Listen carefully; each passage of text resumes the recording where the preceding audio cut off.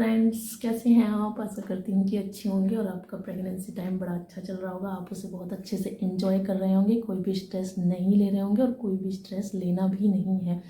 और कुछ भी चीज़ माइंड नहीं करनी है कि पता नहीं आपको बेटा होगा या बेटी होगी। जो भगवान देगा वही होगा और वही बहुत अच्छा होगा, बेस्ट होगा।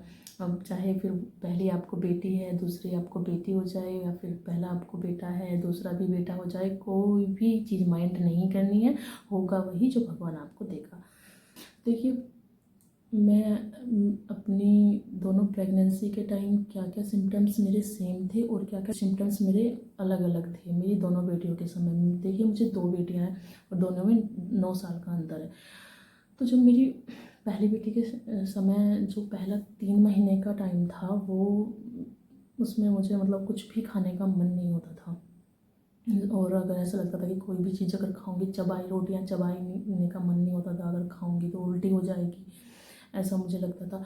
सेम वही मुझे दूसरी बेटी के समय था कि पहले 3 महीने मुझे कुछ भी खाने का मन नहीं होता है, कुछ भी खाने का मन नहीं होता और ज़बरदस्ती पेट भरना पड़ता है किसी भी चीज़ से जो थोड़ा बहुत हल्का फुल्का की चीज़ का मन होता है। रोटियां तो रोटियां खाने का तो बिल्कुल भी मन नहीं होता। तो ये सिम्टम्स जो सिम्टम्स था, ये दोनों बेटियों के टाइम मेरा सेम था कि पहले 3 महीने कुछ भी खाने का मन नहीं होना। फिर क्या है, दूसरे नंबर पे मैं आपको बताऊंगी स्किन प्रॉब्लम। तो देखिए, जब मेरी पहले बेटी के समय मेरा फेस जैसा पहले था, शादी से या प्रेगनेंसी से पहले जैसा था, ऐसा ही मेरा फेस था।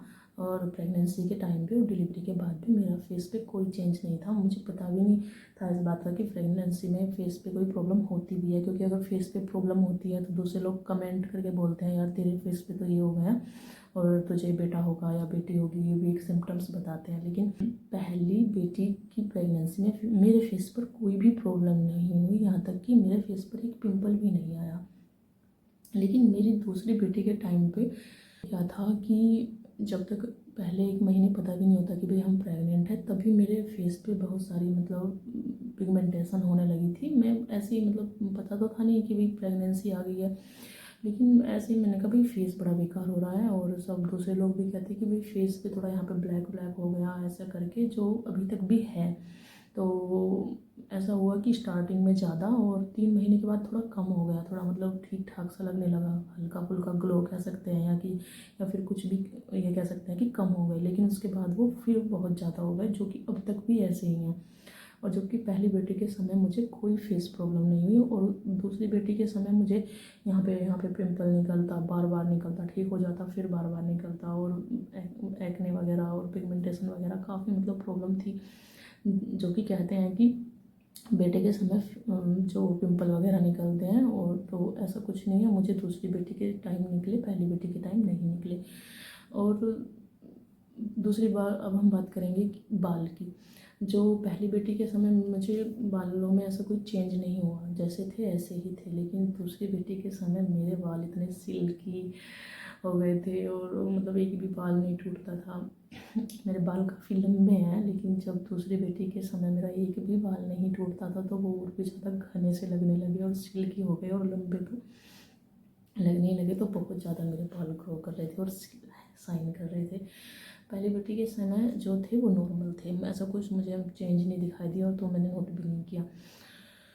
दूसरा हम बात करेंगे एक्टिव होने की। तो देखिए, पहली बेटी के टाइम मैं मतलब मुझे कोई दर्द नहीं होता था, कोई पैर में दर्द नहीं होता था स्टार्टिंग में। तो लास्ट में जाके मुझे राइट साइड वाले पैर में दर्द था, लेकिन स्टार्टिंग में कुछ भी ऐसी प्रॉब्लम नहीं थी और मैं सारा काम अपने घर का करती थी।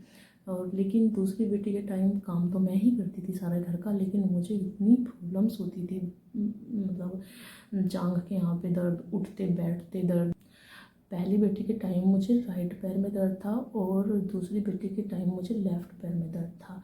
लेकिन दूसरी बेटी के टाइम मुझे फुल टाइम मतलब पूरे लेकर के दूसरे महीने से और लास्ट 9 मंथ तक मुझे बहुत उठने बैठने में प्रॉब्लम होती थी, बहुत ज़्यादा सांस चढ़ता था। काम करती थी, लेकिन ऐसा मतलब मुझे बॉडी मेरी बोलती नहीं थी कि भाई उठ के काम कर ले। बहुत मुझे, मैं एक्टिव नहीं रहती, तो मैं ऐसे हाँफती रहती थी। और फर्स्ट बेटी के टाइम ऐसा कुछ नहीं था। अब कैसे कह सकते हैं कि भाई 9 साल बाद या तो एज इफेक्ट हो सकता है कि भाई बूढ़े तो नहीं हुए, लेकिन एज में तो फ़र्क है। 9 साल पहले कुछ और थी, 9 साल बाद कुछ और। या तो ये चीज़ बोल सकते हैं या फिर ये बोल सकते हैं कि ये अलग अलग सिम्टम्स हो सकते हैं प्रेगनेंसी के। लेकिन बहुत प्रॉब्लम रही मुझे दूसरी बेटी के टाइम, उठते बैठते चलते फिरते बहुत भारीपन फील होता था। अब हम बात करेंगे मूड की। तो मूड मुझे दोनों बेटियों के टाइम ऐसा कोई ख़ास मेरा मतलब ना तो ज़्यादा अच्छा रहता था ना ज़्यादा बुरा रहता था, और मतलब नॉर्मल रहता था, ऐसा कोई चेंज नहीं थे। अब हम बात करेंगे ब्रेस्ट की। जो फर्स्ट बेटी के टाइम मतलब ब्रेस्ट में मुझे बहुत ज़्यादा खुजली होती थी, ब्लैक हो गई थी, खुजली होती थी। लेकिन ऐसा कोई क्या था, दूसरी बेटी के टाइम जब तक प्रेगनेंसी का पता भी नहीं होता, पहले महीने में मुझे बहुत ज़्यादा मतलब एक लेफ़्ट साइड वाली ब्रेस्ट में दर्द फील हो रहा था। मैं कहती ये क्यों हो रहा है, हाथ लगाने से या ऐसे ही मतलब टच हो गया तो बहुत ज़्यादा दर्द फील हो रहा था। लेकिन जो फर्स्ट बेटी थी उसके टाइम मुझे ऐसा कुछ नहीं हुआ। लेकिन जब प्रेगनेंसी का पता चला दूसरे तीसरे महीने तक कितना दर्द करता था बहुत ज़्यादा मेरे जो, तो ये एक लक्षण तो ये भी अलग था कि तब मुझे दर्द नहीं था, और दूसरी बेटी के समय मुझे ब्रेस्ट में लेफ़्ट वाली में बहुत ज़्यादा दर्द होता था। खुजली दोनों बेटी के टाइम मुझे ब्रेस्ट में होती थी बहुत ज़्यादा। और फिर अब हम बात करेंगे, कहते हैं कि अगर आपकी नाभि प्रेगनेंसी के टाइम बाहर है तो आपको बेटा होगा, और अगर आपकी प्रेगनेंसी में मतलब जो नाभि है वो बाहर नहीं है, नॉर्मल है जैसे भी है, तो आप बेटी होगी। लेकिन देखिए मेरी पहली बेटी के टाइम मुझे नाभि नॉर्मल थी, कोई बाहर नहीं थी। लेकिन दूसरे बेटी के टाइम मेरी जो नाभि है वो ऐसे बाहर की तरफ निकली हुई थी, जो मतलब कपड़े में से भी बाहर खूब दिखाई देती थी, ऐसा मतलब अच्छे से दिखाई देती थी। तो देखिए मेरी दोनों बेटियां हैं, और पहली बेटी के टाइम जो नाभि थी वो अंदर थी और दूसरी बेटी के टाइम नाभि बाहर थी। और अब हम बात करेंगे लीन या निग्रा की, जो एक लाइन होती है पेट पे बनती है।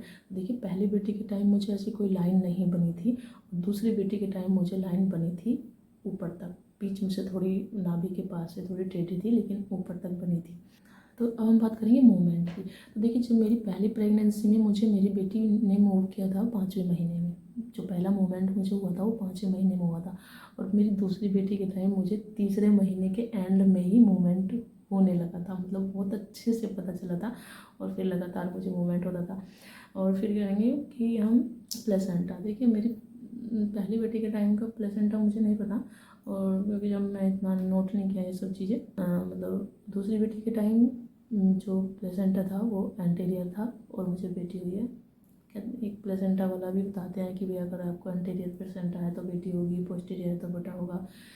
मुझे अल्ट्रासाउंड वाला नहीं पता, ठीक है। तो देखिए ये सिम्टम्स थे मेरी दोनों बेटी के समय जो अलग अलग थे, और सिम्टम्स सेम थे। तो देखिए कोई भी ऐसे मतलब ऐसा कोई सिम्टम्स नहीं होते कि भाई बेटी के अलग हैं बेटे के अलग हैं, ये सब एक मिथ है।